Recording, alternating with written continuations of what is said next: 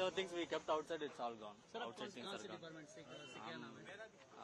Dr. Arun Prashant, I'm doing MD in microbiology, second year. कहाँ से आए आप? I'm from Chennai, Tamil Nadu. क्या यहाँ पर गए थे, क्या किया आपने, कुछ जानकारी दीजिए. Yesterday at around 1:30 I came for lunch, having lunch. I was staying in fifth floor. So while having lunch around 1:30 I heard the loud noise with explosion, and suddenly everywhere smoke was there. All four sides smoke was surrounded, and we don't know. I don't know what to do, and I came running till first floor, and there still smoke was there, and I jumped from the first floor to here outside, and we came run. Yeah.